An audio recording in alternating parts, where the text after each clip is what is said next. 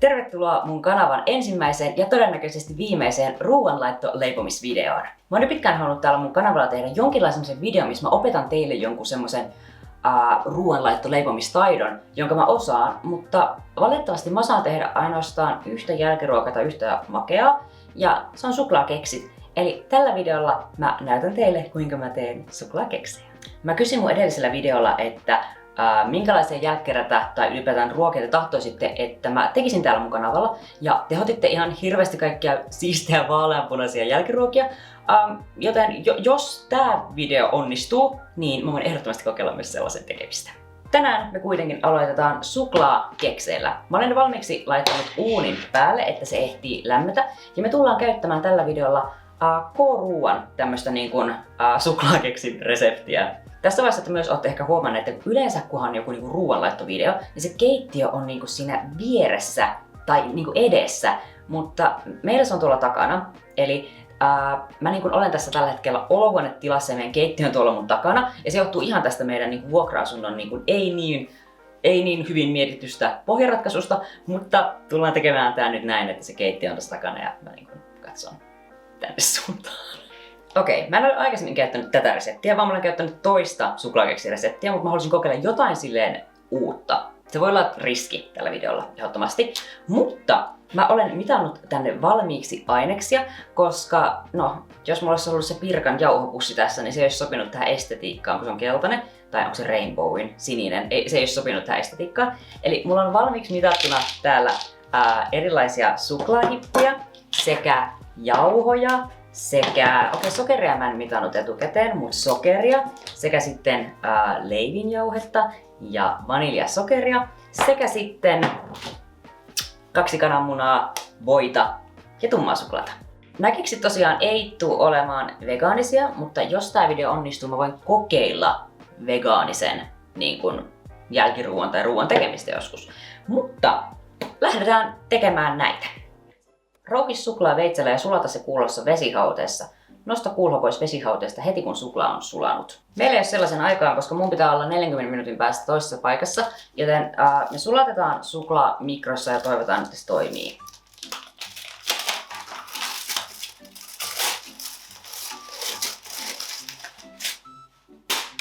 Muovihan ei kestä mikroa, eli pitää olla joku posliini.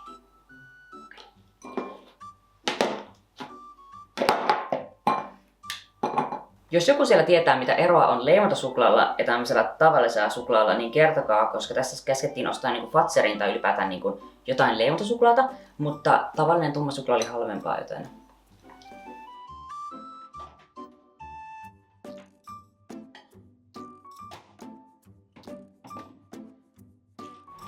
No niin, nyt meillä on suklaa mikrossa, sillä välin me tehdään toinen osuus.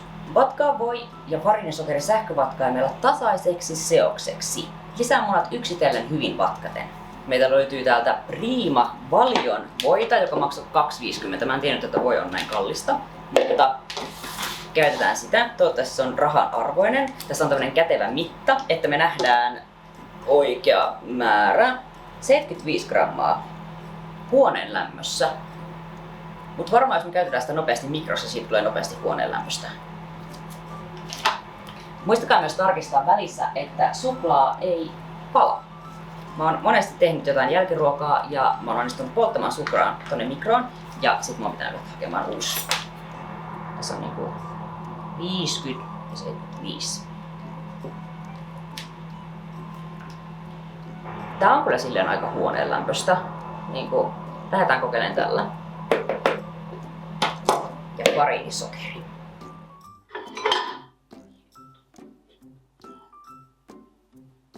Sehän suli mukavasti.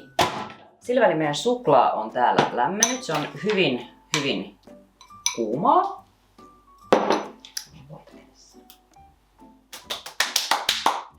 Tässä alussa olisi myös pitänyt pestä kädet. Mä tein sen, mutta mä oletan myös, että te teette sen.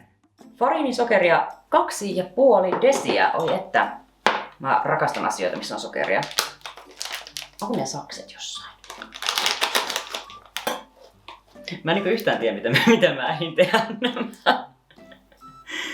Meillä siis on tarkoitus mennä tänään taideiltaa, mitä pidetään meidän kavereiden kanssa. Ja mä ajattelin leipoa kaikille keksejä sinne. Ja se alkaa tuossa puolen tunnin päästä. Joten voi olla, että mä alan taas tyylikkäästi. Onko se muodikkaasti vai tyylikkäästi myöhässä? Sillä ei ole väliä, vaikka tää sokeria vähän menee enemmän. Siinä on makua. Ja fariinisokeri... No ei se kyllä varmaan yhtään tärkeäisempää. 2,5. Mä oon nyt ihan pakko tarkistaa, kun mulla on joskus käynyt niin, että mä oon tehnyt jotain ja mä oon lukenut ruokalusikan ja desin väärin.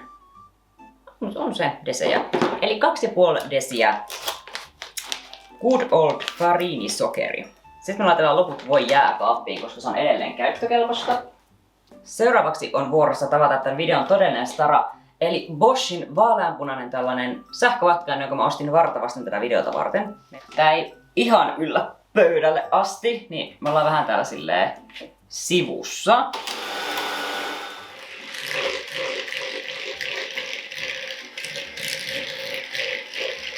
Siinä sanottiin tasainen seos, eli tasainen seos todennäköisesti näyttää tältä. Mulla on tapana tehdä niin, että kun jos haluaa tästä loput, niin voi painaa tälleen tästä päälle. Niin loput sille irtoaa helposti tonne. No, kananmunat yksitellen. Mä tykkään syödä vegaanipainotteisesti, mutta mä en silleen ole ikinä oppinut niin kun tekemään vegaanileivonnaisia. Eli jos teillä on jotain vinkkejä, millä kananmuna voisi korvata, esimerkiksi kekseissä, niin laittakaa oikeasti kommenttia, koska mä haluaisin oppia tekemään enemmän vegaanisia. Tässä kyllä luki, että nämä pitää yksitellen laittaa, mutta ei kai se haittaa, jos laittaa samaan aikaan. Eikö se ole niin, että jos suklaan laittaa liian aikaisin, niin eikö se voi olla, jos se on liian kuumaa, niin eikö se voi tehdä näille munille jotain? Toisaalta meillä on aikaa tässä rajallisesti, joten... Mullahan siis käytännössä pitäisi olla jonkin sortin leipojan geenejä. Mun suvulla on siis ollut useiden niin kuin vuosikymmenien ajan siis oma leipomo, joka tosin meni konkurssiin tossa varmaan. Mutta käytännössä leipojia on, että niinku luulisi, että täällä geeneissä tulisi jotenkin se. Kuivataan ne keskenään, niin sekoitan ne taikinaan. Eli täällä meillä on mitattuna 2,5 desiä jauhoja. Onko tuo 2,5? Ei 2,5, vaan 2 ja 1/4, eli tässä on vähän liikaa. Sitten me otetaan pikkulusikka. Meillä on muuten kaikki pikkulusikat pesussa. Mä muistan, että Köksän tunnella sanottiin, että ruokalusikka on 3 teelusikkaa, eli me käytetään tästä 1/3, mutta kannattaa käyttää semmoista oikeaa teelusikkaa. Leiviin jauhetta 2 TL, eli melkein kokonainen tällainen. Tämä on muuten vaniljasokeri. Tässä on tämmönen reipas. Mä en tiedä, voiko tätä olla liikaa. Niissähän tulee vaan mukkeita. Sitten on vaniljasokeri, jota käsketään laittaa 1 TL, mutta mä tykkään vaniljasokerista, joten laitetaan sitä vähän ekstra. Sitten sekoitellaan. Suola.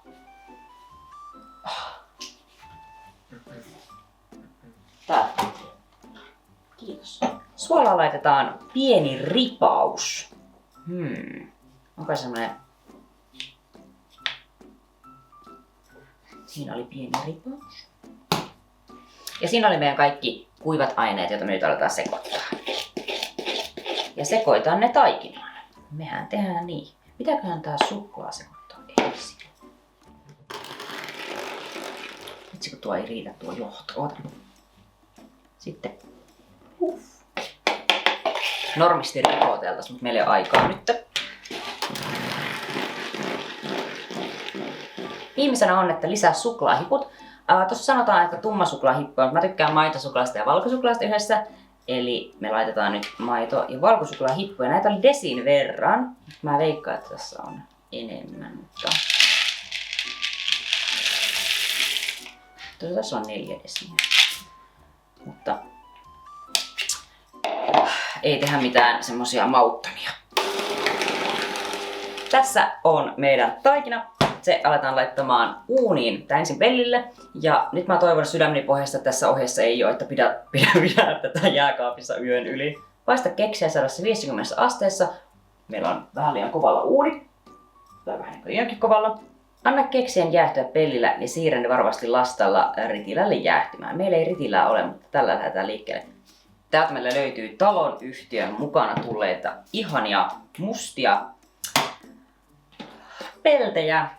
Sitten me vietään leivinpaperia. Olisiko sitten tuonne telkkarin taakse?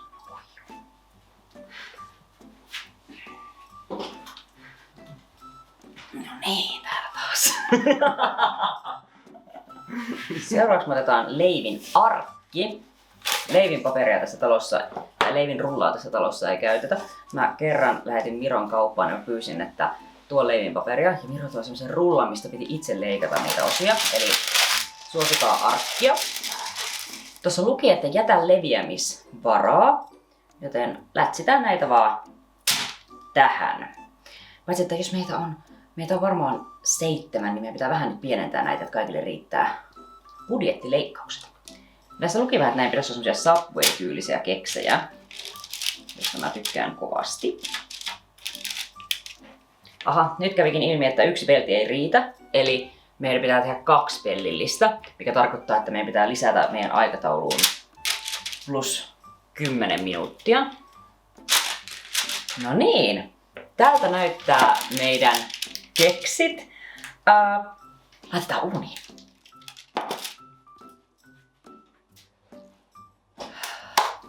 No niin, ja nyt pidetään uunissa 10 minuuttia miinus, että meillä oli vähän liian kovalla tuo, joten ehkä semmonen 7 minuuttia. Paista keksejä 175 asteessa uunissa noin 12 minuuttia. Annetaan olla 9. No niin, me ollaan nyt saatu ensimmäinen erä keksejä uunista. Niistä tuli tämän näköisiä ja ne ei näytä kyllä juurikaan siltä, mitä mä odotin tai mitä siinä luvattiin. Mutta mä toivon, että nämä laskeutuu tästä niin kuin silleen vähemmän kuohkeaksi, että näistä tulee semmosia enemmän keksimäisiä. Mutta meillä on tässä 5 minuuttia ennen kuin meidän pitää ottaa nuo toiset keksit pois uunista, niin maistetaan miltä nämä maistuu. Voiko tällä kahvimaitoa juoda? Ja sitten valitaan täältä yksi keksi, joka ei ois kuuma. Tämän näköisiä tuli ja maistetaan.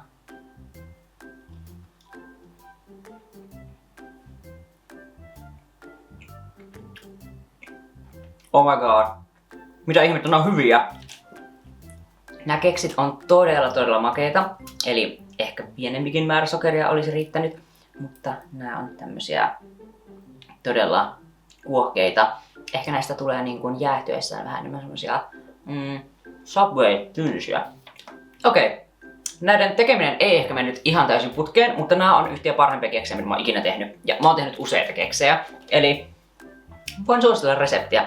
Ehkä en tekisi tämän videon ohjeen mukaan, mutta mä laitan linkin K-ruuan tonne nettisivulle, mistä tää resepti löytyy. Ja jos sä tykkäät keksistä, niin suosittelen, ne on oikein hyviä. Kiitos todella paljon, että sä jaksoit katsoa tämän videon. Jos tämmösiä ruoanlaittovideoita olisi kiva nähdä lisää jatkossakin, niin laittakaa peukut ylös ja kommentoikaa siitä tonne alas. Ja jos te tunnette tykkäävän tästä, niin laittakaa myös tonne alas semmonen idea, mitä mä voisin tehdä seuraavaksi. Mä poimin sieltä jonkun teidän ideoista ja tehdään sitä sitten seuraavalla ruoanlaittovideolla.